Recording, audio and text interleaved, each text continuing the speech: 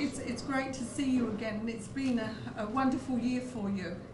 A major and then the Olympics. Can you just tell us something about that? Yeah, 2016 was really incredible.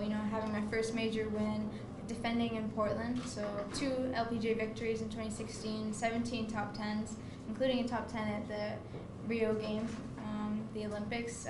Incredible experience, and I feel like I learned a lot about myself on and off the course, and I'm really excited to be back here in Australia and hopefully have a great week. And last year you finished 5th, I believe. Was it about 5th you finished last year? Yeah, top 10 for sure. Yes, definitely. And have you had a chance to look at the course? I have.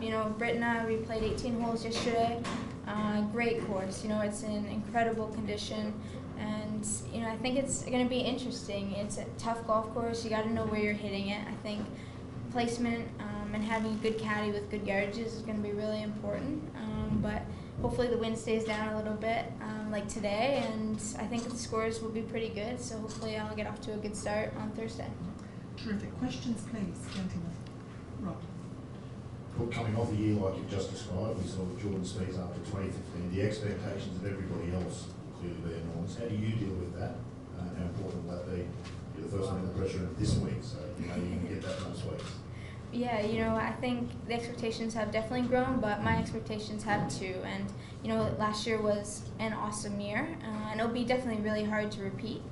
But I'm going to try and repeat it and hopefully do a little bit better. And I think last year, every week I was going into it, goal number 1 to make cuts, and then goal number 2 to be in the top 10, and then if I had a chance to win, go after the win. Where this year I think I'm going to approach it a little bit differently, go after some more wins on tour, and then if I don't win, then top 10, and of course always making sure I'm making cuts. But I'm going to be a little bit more aggressive and hopefully add a few more a few more titles to my name.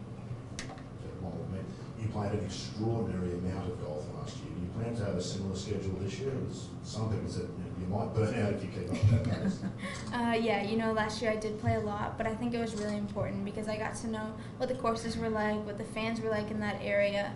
I got to get a feel for the hotels, the golf courses, what traveling to that place was like, the time changes. So, I learned a lot of information about every place that I went, and so this year I can be a little bit more careful and kind of conserve my energy a little bit better and just go to the places that I want to go to. So, Australia, I was here last year and I loved it, and so I wanted to come back here, so here I am. Oh. How do you feel personally with the recognition, the growing recognition? Do you feel any pressure?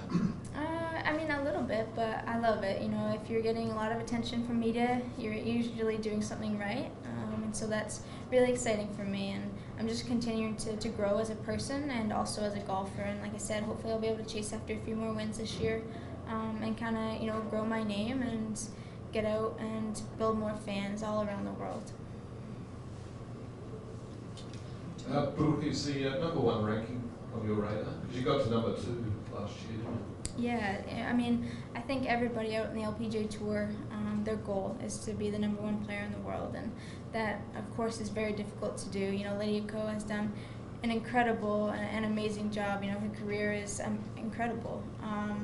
But, being in that number 2 position for a short time last summer was really exciting, and, watching it kind of slip away was heartbreaking, so hopefully I'll get off to a little bit faster start this year and see my world ranking climb, and, I think by the end of 2017 definitely be in the top 5, and if I get a chance to be better than that, I'll try and do that.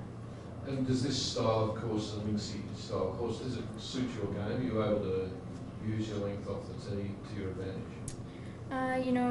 My 3 wins on the LPGA Tour are tree lines, and they were very tight courses, so I wouldn't normally say that link style is my necessarily best course that I play on, but I'm really excited because there are a couple holes here that are a little bit tighter, but then also you get the very link style where it is pretty wide open. If you get the ball out there a long way, which hopefully I'll be able to do, then it gives you a better chance to hit more greens, and if the wind stays down, I think the course will definitely be scoreable.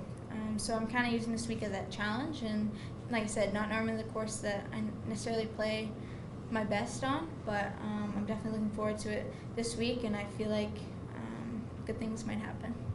You said you were going to be a bit more aggressive this year, and you made how is that possible? Being more impressive, I guess. Yeah, just keep doing what I'm doing. But I think the first 2 rounds of tournament golf last year, I was kind of not necessarily near the top of the leaderboard. I was kind of more conservative, and then once the weekend hit, that's when I made a lot of my birdies and kind of made my run. Where this year I would like to be a little bit faster starts, get better scores the first 2 days, and then just continue it on in the weekend. Just a more general question. What's with the youth movement in women's golf? Top half dozen players in the world don't add up to my age. When you put them together, what's that about? You are on. Yeah, I mean, I think the tour will just continue to get younger. Watching Lydia Ko and Lexi Thompson, Jessica Korda, those players, I kind of grew up not watching because they were pretty much my age, but they kind of paved the way for people like myself. And then now Nelly Korda is out on tour. Megan Kang is another young one. Sue O is pretty young, here from Australia. Minji Lee. I think watching them do it, we knew we could do it too, and I think that will just continue on the next few years. And I know golf in the US is really strong, and I know golf in Canada is growing as well, so I think you'll just continue to see the youth movement grow. Brooke, last year at Grange, as you said, it was a pretty tight course, but you did really well. This is a slightly different kettle of fish. What was your first impression or first thought when you heard the train whistle past the practice green? Yeah, I was surprised for sure. But it's something different, and it's pretty cool. And I just have to be a little bit more careful when I'm crossing the tracks. But it's a cool feel here. It's really interesting, a little bit different than what I'm used to, and so I'm excited. And do you get a chance to look at the sights with your sister? Do you try and get out and about? Well, we're really fortunate. Here our hotel is right along the beach, and we've walked the beach the last 2 nights, I guess. And then also around our hotel, there's shops and restaurants, and it's really cool to be able to experience that. Because most of the times, you're just in an isolated hotel and then drive to the golf course. Where here, you feel like you're part of Australia, you feel like you're part of the atmosphere. And last year I got to hold a baby kangaroo, so I'm hoping maybe something like that will happen again. I heard the Fringe Festival is pretty cool, and it's happening, so maybe we'll get us that. Never know. Any more questions, ladies and gentlemen? Any more? No? Thank you.